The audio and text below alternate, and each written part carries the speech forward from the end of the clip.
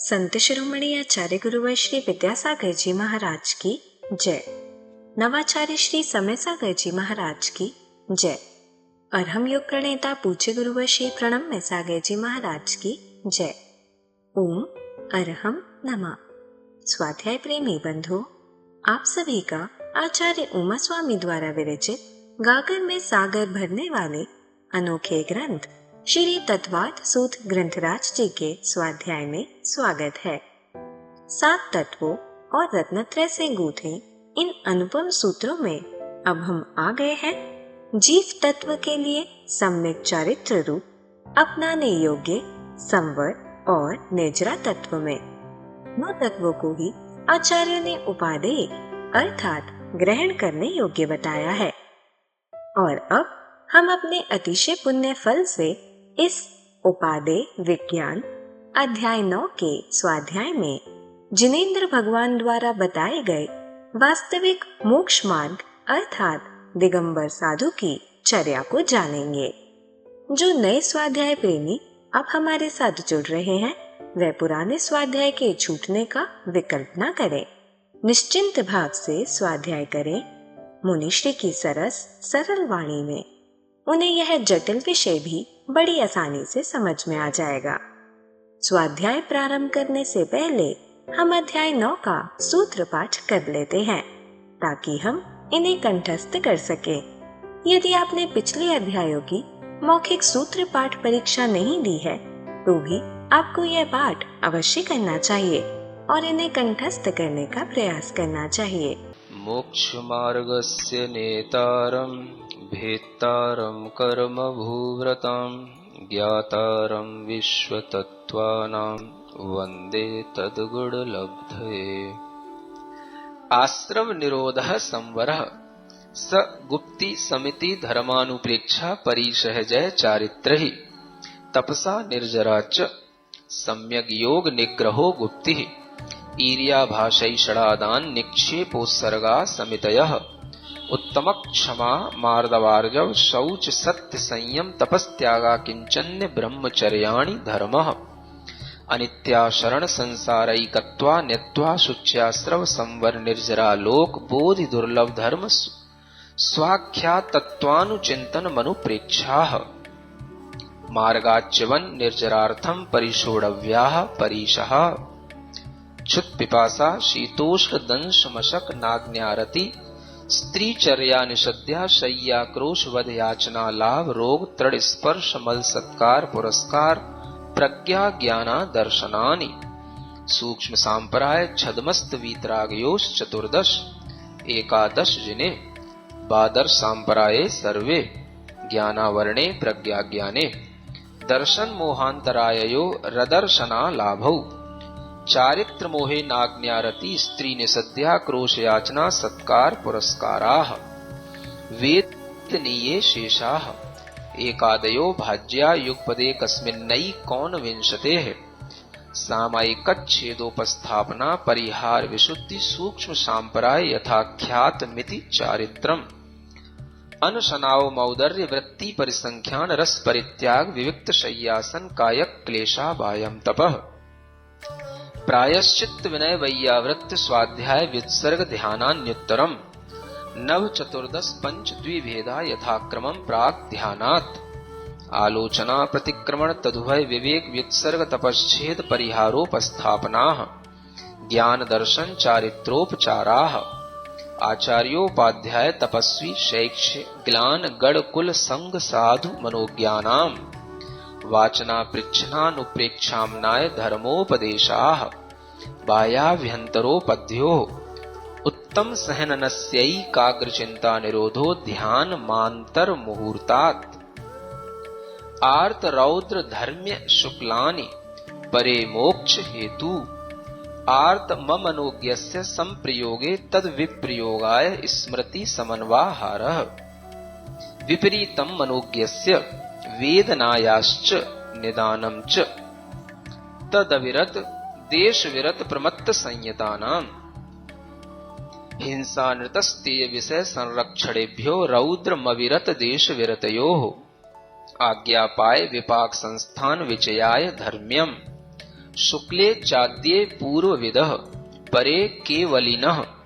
पृथक्त्वैकत्व वितर्क सूक्ष्म क्रिया प्रतिपाति विपरीत क्रिया निवर्तीनि त्रिएक योग काय योगा योगानाम एकाश्रये सवितर्क विचारे पूर्वे अविचारम द्वितीयम् वितर्कः श्रुतम् विचारोर्थ व्यंजन योग संक्रांति सम्यक दृष्टि श्रावक वीरतानंत वियोजक दर्शन मोह छपकोप समकोप शांत मोह छपक क्षीण मोहजना क्रमशो संख्ये गुण निर्जराः पुलाक बकुश कुशील निर्ग्रंथ स्नातकाः निर्ग्रंथाः संयम श्रुत प्रतिसेवना तीर्थ लिंग लेश्योपपाद स्थान विकल्पतः साध्याः इति तत्वार सूत्रे 9वां।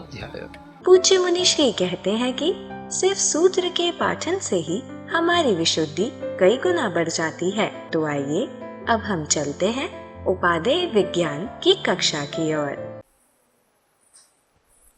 मोक्षमार्गस्य नेतारं भेत्तारं कर्मभूरतां ज्ञातारं विश्वतत्त्वानां वन्दे तद्गुणलब्धये। देवादिदेव आदिम तीर्थंकर श्री ऋषभनाथ भगवान की, वर्तमान शासन नायक श्री वर्धमान महावीर भगवान की, परम पूज्य आचार्य गुरुवर श्री विद्यासागर जी महाराज जी की। इसी तरह से तप भी एक प्रायश्चित के भेद में गिना। तो तप अलग तप के रूप में भी है और तप यहाँ प्रायश्चित के रूप में है। तो कोई भी तप दिया जा सकता है प्रायश्चित के रूप में। अनशन तप भी दिए जा सकते हैं, जिस तरीके के दोष होते हैं उस हिसाब से। 1 उपवास करना, 2 उपवास करना, 10 उपवास करना, 2 लगातार करना, 2 बार, 2-3 बार ऐसे लगातार करना, 2 करके, कुछ भी कह सकते हैं, वो गुरु के ऊपर है। और जो गुरु प्रायश्चित देते हैं वो शिष्य की शक्ति को देख करके ही देते हैं। जो योग्य गुरु होते हैं वो हमेशा वही प्रायश्चित देते हैं जिसका शिष्य अच्छे ढंग से पालन कर ले। लेकिन बात यह है कि शिष्य को डरना नहीं है। समझ आ रहा है? डर शिष्य को लगता है कि मुझे कहीं कोई कठोर प्रायश्चित ना दे दें। तो ये भी लिखा हुआ है कि प्रायश्चित देने के बाद में ऐसा मत पूछना, क्यों भाई जब तेरे को ऐसा दोष हुआ तो तुझे क्या दिया था? संग है ना। अब तो वो सोचे इनको तो ये प्रायश्चित दे दिया और मुझे ये दे दिया, ऐसा क्या हो गया है? इनके लिए तो जो है कुछ भी नहीं कहा, कह दिया 2 कायस्वर कर लेना और मुझे 2 उपवास दे दिए उसी सेम बात के। तो इस तरह से गणित नहीं लगाना। तो ऐसे इसलिए सब बताया गया है, ये सब आलोचना के दोष हैं। तो उसको पहले से ही समझा दिया जाता है, इन दोषों के साथ कभी भी प्रायश्चित नहीं होता है। क्योंकि संघ है, संघ में सब तरीके की बातें होती हैं। पढ़े लिखे तो सब होते ही हैं और सब तरीके का गणित लगाना सबके दिमाग तो रहते ही हैं। तो सब अपने अपना तरीके से काम करते हैं। तो आचार्यों ने इन सबको टाइट किया है कि इस तरीके से भी प्रायश्चित के बाद में किसी से विचार विमर्श करना कि हमें ये मिला, तुझे क्या मिला, ये भी प्रायश्चित का दोष है। जो मिला हमको मिला, हमारे लिए मिला, हमारी योग्यता के अनुसार मिला। समझ आ रहा है? तो वो औषधि हमारे लिए है। जैसे डॉक्टर देता है तो डॉक्टर दवाई देता है। किसी पेशेंट के लिए अगर किसी को एक साथ मान लो, किसी को पेशेंट तो मान लो आजकल के तो डॉक्टरों के पास सबके पास वैसे वही पेशेंट जाएंगे जिस तरीके का डॉक्टर होगा, जो इसमें स्पेशलिस्ट होगा। अब वही जुकाम बुखार वाले लोग है ना, 10 लोग खड़े हैं, 10 पेशेंट हैं और डॉक्टर सबके लिए अलग अलग चार्ज ले रहा है और अलग अलग पुड़ियाँ बता रहा है और अलग अलग दवाइयाँ भी दे रहा है।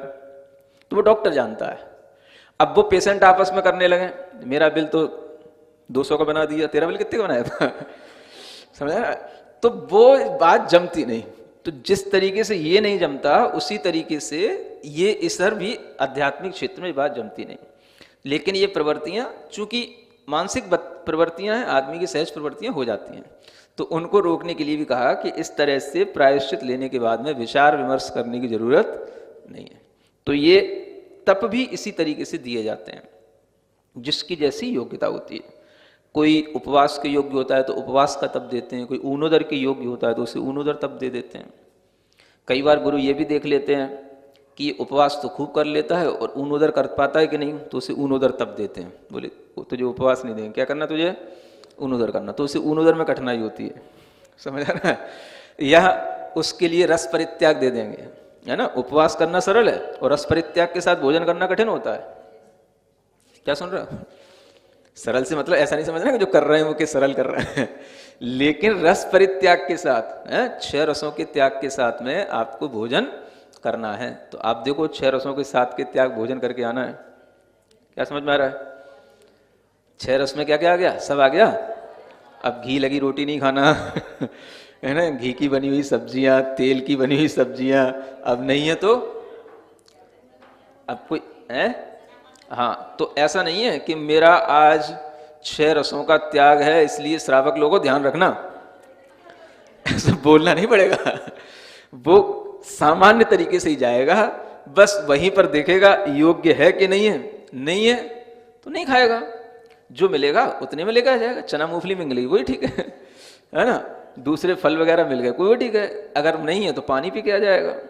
प्रायश्चित के रूप में अगर वो 6 रसों का पालन करेगा तो उसके लिए मिलेगा बिना घी का, बिना तेल का, बिना दूध का, बिना मीठे का, नमक का, तो वो भी बहुत कुछ होता है। अगर होगा तो ले लेगा, नहीं होगा तो नहीं लेगा। तो इस तरह से उसका प्रायश्चित ये चलता है। तो आचार्य उसको कोई भी प्रायश्चित दे सकते हैं, अनशन भी दे सकते हैं, ऊनोदर भी दे सकते हैं, रस परित्याग भी दे सकते हैं, वृत्ति परिसंख्यान, विवेक सय्यासन, काय क्लेश, कुछ भी दे सकते हैं।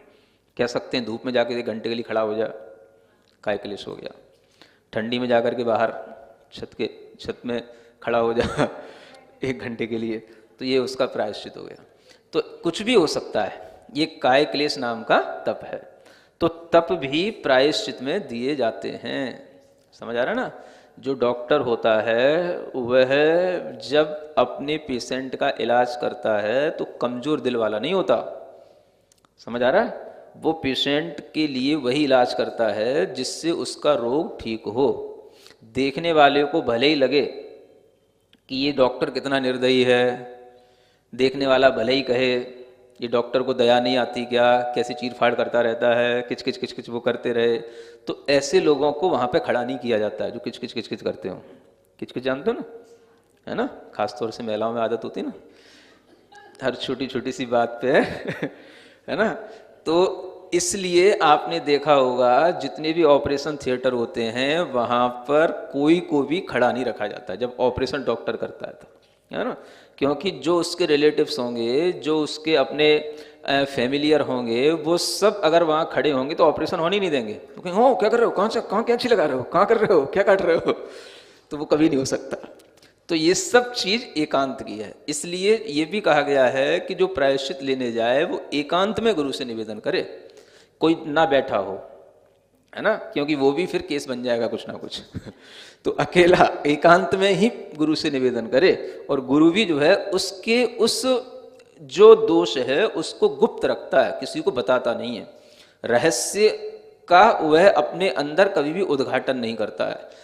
इस तरह से गुरु के भी लक्षण जो होते हैं, इसी लक्षण के कारण से वह शिष्य अपने उस गुरु को सब बात बता पाता है और उसका इलाज भी अच्छे ढंग से होता है। तो ये तो एक अंतरंग की चिकित्सा है। क्या समझ में आ रहा है? जैसे बाहर की सर्जरी होती है ना, ऐसे ही ये गुरु को वैद्य कहा गया है। अंतरंग के दोषों का निराकरण करने के लिए गुरु वैद्य के समान होते हैं। तो इसलिए जो है वो चिकित्सा उसी तरीके से होती है जैसे सामान्य सर्जन करता है। तो ये तप वगैरह जो है उसकी शक्ति के अनुसार दिए जाते हैं। जैसे डॉक्टर भी देखता है पेशेंट की, बच्चा है कि बूढ़ा है, किडनी का रोगी है कि लीवर उसका वीक है, तो उसके लिए कौन सी पोटेंसी की दवाई देना, कितनी डोज देना। एक ही डोज अगर अच्छा खासा है, कोई उसको रोग नहीं है, तो उसको पूरी डोज दे दी जाएगी। अगर कुछ थोड़ा कमज़ोर होगा तो कहा जाएगा भैया इसके 4 टुकड़े कर लेना है, 4 बार में लेना है इसको 3-3 घंटे बाद। तो ये सब डॉक्टर जानता है। तो इसी तरीके से तब किसको कितना देना ये गुरु को पता होता है। गुरु दोष भी जानते हैं कि इस शिष्य की दोष की प्रवृत्ति है कि नहीं, गुरु जानते हैं। ये जो दोष बता रहा है ये इससे पहली बार हुआ है कि ये हमेशा ही करता रहता है, या कितनी बार कर चुका है, गुरु को सब याद रहता है। बहुत बड़ा कंप्यूटर होता है गुरु का माइंड। ये कितनी बार दोष का निवेदन करने आ रहा है, कितनी बार इसने यही दोष किया है, तो जब वो देखते हैं कि हमारे ये हल्के प्रायश्चित से इसका काम नहीं बन रहा है, तो फिर उसको कठिन प्रायश्चित देना शुरू करते हैं। तो ऐसे डोज बढ़ाई भी जाती है ना। तो अलग अलग तरीके से जैसे एक चिकित्सक दूसरे रोगी की चिकित्सा करता है, वैसे ही गुरु हमारे दोषों की चिकित्सा करके हमको शुद्ध बनाता है। तो ये तप नाम का प्रायश्चित हुआ। फिर क्या है? छेद। ये छेद नाम का प्रायश्चित है। छेद का मतलब हो गया छेदन, है ना। छेदन किसका? तो जो उस साधक की तपस्या है या उसकी जो दीक्षा का समय है उसका छेदन कर देना। यानी साधक जो है 20 साल पहले दीक्षित हुआ था, लेकिन वो गलतियों पे गलती किए जा रहा है, तो ये गुरु का अधिकार है कि अगर उससे कहेंगे कि तुम अब 15 साल पीछे हो गए हो, यानी केवल आज से तुम बस 5 साल के दीक्षित अपने को मानना, जो तुमसे 5 साल से पहले के दीक्षित हैं वो सब तुमसे बड़े हैं, तुम उनकी विनय करोगे आज से। समझ आ रहा है ना? तुम्हारी दीक्षा कितने साल की है? 5 साल की है। अगर कोई पूछे तो बताना है तुम्हें, है? यही इसी का नाम है छेद प्रायश्चित, है ना। तो इस तरह से तरह तरह के, ये समझो आप कितनी तरह के प्रायश्चित के भेद हैं और कितने तरीके के अपराध हैं, और फिर भी गुरु इन सब अपराधों के लिए संघ में उपस्थापना करते रहते हैं, स्थितिकरण करते रहते हैं और इस तरह के प्रायश्चित देते रहते हैं। समझ आ रहा है? तो ये ना समझा जाए कि कोई भी जीव एकदम से कोई भी साधना करने को तत्पर होता है तो एकदम से वो शुद्ध हो जाता है, और एकदम से जो है वो कोई जो है शुद्ध होते होते जो है कोई गलती नहीं करता है। तो वो गलतियां भी करते हैं, लेकिन वह उपस्थापना करते रहते हैं। इसी को बोला जाता है छेदोपस्थापना नाम का चारित्र। तो इसी के माध्यम से वह पुनः पुनः उपस्थापित होता रहता है। तो गलतियां करना और गलती को मानना, इन दोनों में अंतर होता है। जो गलती करता रहता है और गलती मानता नहीं है, तो वो तो फिर किसी योग्य नहीं रहता। लेकिन जो गलती करके गलती को मानता है, स्वीकारता है, वही अपने लिए कुछ अच्छा कर पाता है। तो इसलिए ये कभी नहीं डरना चाहिए कि हमसे गलतियां क्यों हो रही हैं, हम बार बार ये गलतियां कर जाते हैं। तो उस गलती को यदि हम स्वीकार करते हैं तो ये भी हमारी एक बहुत बड़ी निर्दोषता है, और वो तभी संभव है जब आप सरल हों, जब आपको अपना अच्छा भविष्य दिख रहा हो। तो तभी इस तरीके से ये प्रायश्चित होकर के वह छेद को भी स्वीकार कर लेना अभी कितनी बड़ी चीज हो गई, है ना। लोक में सबको पता होगा कि आपकी दीक्षा 20 साल पहले हुई, वो कहेगा नहीं मैं 5 साल का ही दीक्षित हूँ। तो ये बहुत बड़ा प्रायश्चित होता है। इसको सहन कर पाना हर किसी की बस की नहीं। तो जो बड़े बड़े दोष करेगा तो फिर उसको सहन करने के लिए भी इस तरीके की शक्ति होती है तो करेगा वो, नहीं तो वो इस तरीके की गलती करेगा क्योंकि उसको छेद नाम के प्रायश्चित दिए जाए। तो ये प्रायश्चित के भेद हैं। इसी तरीके से फिर क्या होता है, एक और प्रायश्चित का भेद है परिहार। परिहार माने मतलब उसका संग से कुछ समय के लिए निष्कासन कर देना, कोई मतलब नहीं रखना, है ना। या कहीं ऐसे दूर दराज के इलाके में भेज देना जहां पे कि उसके बारे में कोई जानता ना हो। तो तरह तरह के उपक्रम हैं। परिहार कर दिया, परिहार माने संग से उसको दूर कर दिया। तो ये भी एक प्रायश्चित का भेद होता है। समझ में आ रहा है? तो जो प्रायश्चित के रूप में संग से दूर किए जाते हैं वो अलग होते हैं, और जो अपनी आज्ञा के माध्यम से संग से दूर किए जाते हैं वो अलग होते हैं। तो जो आज्ञा देते हैं तो फिर उनको परिहार करने के बाद में उनसे कह दिया जाता है ना, आपको 4 साल तक 5 साल तक कुछ भी हमसे ताल्लुक नहीं रखना है। तो वो उनसे कुछ भी 4 साल 5 साल 10 साल कुछ भी मतलब नहीं रखेगा। ना वो उनसे कुछ भी आज्ञा मंगाएगा, ना वो उनको आज्ञा देंगे, ना उसकी बात सुनेंगे, ना उसके लिए कुछ भी देखेंगे, कोई मतलब नहीं रखेंगे। जब खबर आने लगेगी देख लेंगे, हाँ 10 साल कहीं दूर रह करके भी 5 साल दूर रह करके भी इसका आचरण सही हो गया है, सब श्रावक के माध्यम से पता पड़ता रहता है। तब वो उसको जो है फिर बाद में जब वो निवेदन करेगा, जो उसकी अवधि पूरी हो जाएगी, तब उसके ऊपर गौर किया जाएगा कि हाँ चल अब सोचते हैं क्या करना है। समझ आ रहा है? तो ये भी कई तरीके के तरीके हैं जिनके माध्यम से साधकों को गुरु जो है अपनी उनकी अकल को ठिकाने लगाते हैं। आपकी भाषा में क्या बोले इस तरीके से उनकी बुद्धि सही रखी जाती है। क्योंकि किसी भी प्रवृत्ति के लोग साधु बन सकते हैं, समझ आ रहा है ना? संस्कार किसके किसी भी तरीके के हो सकते हैं। आपने देखा ही क्या है आपको तो दिखता है वो सब अच्छा अच्छा दिखता है लेकिन जो संस्कार होते हैं वो कई तरीके के होते हैं। ऐसे ऐसे भी साधक होते हैं जिन्हें गुस्सा करने का संस्कार रहता है, तो इतना रहता है कि वो चाहे कितने ही दिनों के साधक हो जाए, उन्हें गुस्सा करना है तो करना ही है। कई ऐसे भी साधक होते हैं जिन्हें आदत होती है किसी में हाथ मारने की, तो वो गुस्सा करते के हाथ भी मार देते हैं समझ आ रहा है? तो सब तरीके के होते हैं तो ये सब बातें होती हैं, इसलिए यहां पर उसी के अनुसार ये सब दंड भी बताए जा रहे हैं, है ना? तो परिहार, छेद, और इसके बाद में अंत में क्या लेगा?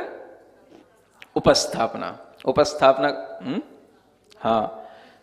हाँ, उपस्थापना, परिहार के बाद में फिर उसको उपस्थापित कर लेना, है ना? या उपस्थापना का मतलब ये होता है कि उसको जो है कहीं ऐसी जगह पर स्थापित कर देना, या उसको किसी ऐसी जगह पर पहुंचा देना जहां पर कि उसके योग्य मतलब प्रतिकूलताएं ज्यादा हों। क्या समझे? अनुकूलताएं कम हों, जहां पर लोग उसके लिए ज्यादा सम्मान न दें, जहां पर भक्त लोग न हों, जहां पर जो है अनुकूलताएं हर तरीके से प्रतिकूलताओं में बदलती चली जाएं, ऐसी कुछ जगह होती हैं। जैसे आप लोग बोलते हो अपनी भाषा में काला पानी, है ना? तो ऐसी जगह पर वहां पर उसको उपस्थापित कर देना, उसका नाम भी एक उपस्थापना नाम का ये प्रायश्चित होता है। तो परिहार माने दूर पहुंचा देना, उपस्थापना माने किसी ऐसी जगह पर स्थापित कर देना। ऐसे तरह तरह से ये प्रायश्चित देने के ये गुरुओं के तरीके होते हैं। और इसके अलावा भी बहुत कुछ प्रायश्चित शास्त्रों में जो लिखी रहती बातें वो अलग हैं, लेकिन मूल ये मोटी मोटी जो बातें हैं वो इस तरीके की हैं, जिन्हें आप अपने लिए उपयोगी इस रूप में समझ सकते हैं कि प्रायश्चित के लिए हमें क्या क्या चीज़ें मिल सकती हैं, और जो भी चीज़ें मिलें वो सब हमारे लिए हर्ष से स्वीकार करने योग्य हैं। तो आलोचना से प्रायश्चित शुरू हुआ और वो प्रायश्चित उपस्थापना तक चला जाता है। ये प्रायश्चित के भेद हो जाते हैं। ठीक है ना? तो आज इतना ही पर्याप्त है। ओम अरहम नमः। तो चलिए आज की कक्षा की एक क्विक रिवीजन कर लेते हैं। प्रायश्चित के प्रकरण में हमने जाना गुरु प्रायश्चित में अनशन, ऊनोदर, रस परित्याग, वृत्ति परिसंख्यान, विविक्त शय्यासन, काय क्लेश कोई भी तप दे सकते हैं। रस परित्याग मिलने पर साधक श्रावकों को नहीं बताते कि हमारे रसों का त्याग है, बल्कि उन्हें जो मिलता है वह लेकर आ जाते हैं। काय क्लेश करते हुए धूप में या ठंडी में बाहर खड़े रहना आदि कई प्रकार के तप प्रायश्चित में दिए जाते हैं। जैसे ऑपरेशन थिएटर के बाहर कोई रिलेटिव खड़ा हो तो चीर फाड़ करना उसे निर्दयता लगेगी और वह ऑपरेशन होने नहीं देगा, इसलिए इलाज एकांत में होता है। वैसे ही प्रायश्चित का निवेदन एकांत में होता है और गुरु दोष को गुप्त रखते हैं। इसी कारण शिष्य उन्हें सब बता पाता है और इसका इलाज भी अच्छे से होता है।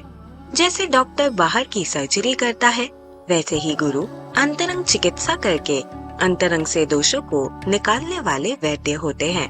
जैसे डॉक्टर पेशेंट के अनुसार उसे डोज देता है, वैसे ही गुरु दोष की प्रवृत्ति, यह बार बार दोष कर रहा है या पहली बार हुआ, कितनी बार दोष का निवेदन किया आदि देखकर प्रायश्चित देते हैं। यदि हल्के से काम नहीं बनता तो वे प्रायश्चित की डोज बढ़ाते हैं। प्रायश्चित के 7वें भेद छेद में साधक की तपस्या का उनकी दीक्षा के समय का छेदन किया जाता है। शिष्य के बड़े बड़े दोष करने पर गुरु को अधिकार होता है कि 20 साल के दीक्षित साधु को वे 15 साल पीछे कर दें, यानी उनकी दीक्षा बस 5 साल की मानी जाए। यह बहुत बड़ा प्रायश्चित होता है। सब लोग उन्हें 20 साल दीक्षित जानेंगे, पर वे खुद को 5 साल दीक्षित ही बताएंगे और 5 साल से पहले दीक्षित सभी को बड़ा मानेंगे। कोई भी जीव दीक्षा लेते ही एकदम से शुद्ध नहीं हो जाता, गलतियां होती रहती हैं। गुरु अपराधों के लिए प्रायश्चित देकर संग में उपस्थापना और स्थितिकरण करते रहते हैं। इसे ही छेदोपस्थापना चरित्र कहते हैं। गलती करने और उसे मानने में अंतर होता है। जो गलती करके उसे स्वीकारता है वही अपना अच्छा कर पाता है। इसीलिए हमें डरना नहीं चाहिए कि हमसे गलतियां क्यों हो रही हैं। अपनी गलती मानना बहुत बड़ी निर्दोषता होती है, जो तभी संभव है जब हम सरल हों, जब हमें अपना अच्छा भविष्य दिख रहा हो। तभी हम शुद्ध होने के लिए प्रायश्चित को स्वीकार करेंगे। 8वें परिहार प्रायश्चित का अर्थ होता है संग से कुछ समय के लिए निष्कासित कर देना, दूर कर देना। यह आज्ञा से संग से दूर करने से अलग होते हैं। इसमें उनसे कोई मतलब नहीं रखा जाता। न वह कुछ आज्ञा मांग सकता, न गुरु कुछ आज्ञा देते, न उसकी बात को सुनते। अवधि पूरी होने पर यदि आचरण सही हो जाए और वह गुरु से निवेदन करे, तब गुरु उसके ऊपर गौर कर सकते हैं। इस प्रकार गुरु कई तरीकों से साधकों की बुद्धि सही करते हैं, क्योंकि साधु किसी भी प्रवृत्ति के कैसे भी संस्कार वाले लोग बन सकते हैं। उन्हीं के अनुसार यह सब दंड होते हैं। अंतिम प्रायश्चित उपस्थापना का अर्थ होता है परिहार के बाद उन्हें पुनः उपस्थापित कर लेना। इसका अन्य अर्थ है उसे ऐसी जगह पर स्थापित कर देना जहाँ प्रतिकूलताएं ज्यादा हो, अनुकूलताएं कम, जहाँ लोग उसे ज्यादा सम्मान ना दे, जहाँ भक्त लोग ना हो, जिसे हम काला पानी बोलते हैं। इनके अलावा भी अनेक प्रायश्चित होते हैं। हमारे लिए यही जानने योग्य है कि प्रायश्चित में हमें क्या क्या मिल सकता है। जो भी मिले वे हमें हर्ष से स्वीकार करना चाहिए। तो चलिए अब हम सभी जिणवाणी स्तुति करेंगे और तत्पश्चात समय होगा आज के सवाल का। श्री जिणवाणी जग कल्याणी जग जन मदतम मोहरी जणमण हारी गढ़हर हारी जम जरा भव रोग हरि तिथ्य राणम दिव्य झुणिम जो पढ़ई सुणई मय्ये धारई राणम सौख मणंतम धरिय सासद मोक्ष पदम पावई सासद मोक्ष पदम पावई।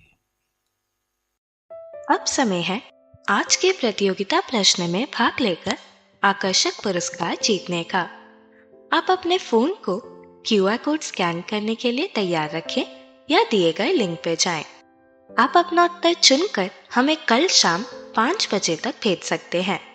3 भाग्यशाली विजेताओं को मिलेंगे आकर्षक पुरस्कार।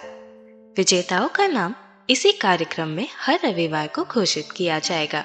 साथ ही सभी प्रश्नों के सही उत्तर भी बताए जाएंगे। आज का सवाल है, अंतरंग के दोषों को दूर करने के लिए गुरु किसके समान होते हैं? मुनीम के समान, विद्यालय के समान, वैद्य के समान, न्यायविद के समान। अध्याय 9 की कक्षा 33 के आज के सवाल का सही उत्तर है विवेक। अगर आप किसी कारणवश कोड को स्कैन ना कर पाए हों, तो आप क्लास की वेबसाइट पर जाकर भी उन्हें अटेम्प्ट कर सकते हैं। इस लिंक पर जाएं या QR कोड को स्कैन करें।